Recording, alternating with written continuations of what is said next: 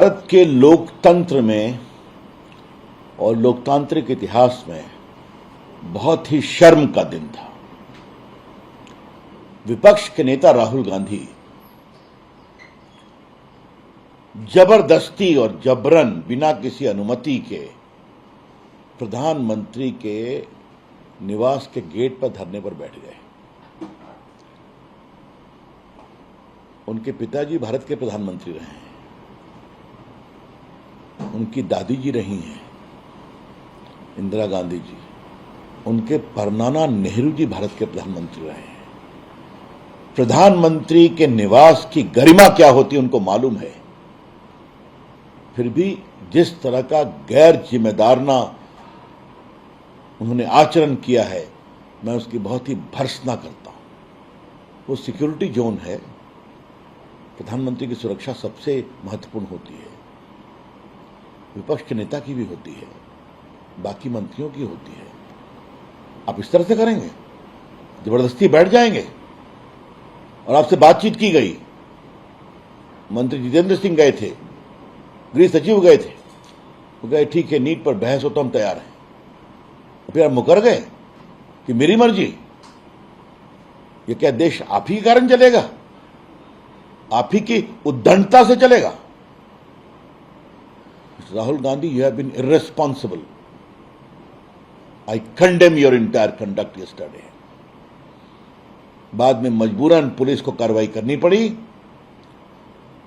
जो सुरक्षा के लिए जरूरी था, शांति के लिए जरूरी था। कल प्रधानमंत्री जी ने हमेशा स्पष्ट रूप से कह दिया कि नीट में जो कुछ हुआ वो गलत था। और पिछले कई परीक्षाओं में ऐसी बात सामने में आई, कई प्रदेशों में ऐसी बात सामने में आई। इसलिए फुल प्रूफ परीक्षा कराई गई, तुरंत कराई गई कैंसिल होने के बाद, और आज रिजल्ट भी आ गया है। 56-57% सक्सेस रेट है। बच्चे खुश हैं।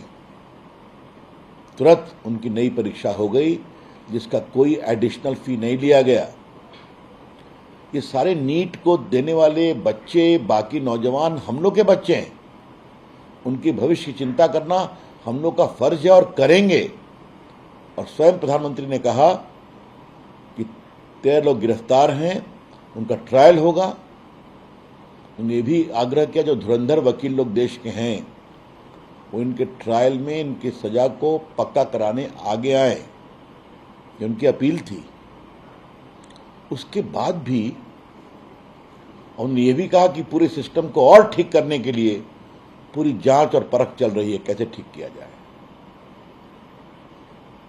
प्रधानमंत्री ने स्पष्ट आश्वासन कल दिया कि नीट की परीक्षा और बाकी परीक्षाओं में लीक नहीं हो, और जो प्रश्न पत्र लीक करने वाला जो सिंडिकेट है उसको वो तोड़ कर रहेंगे। और आप देख रहे हैं कार्रवाई हो रही है।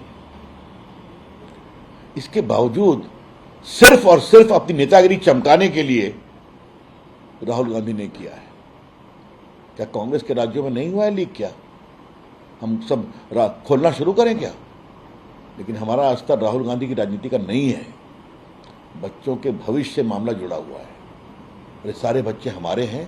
कार्रवाई होनी चाहिए, सिस्टम को ठीक करना चाहिए।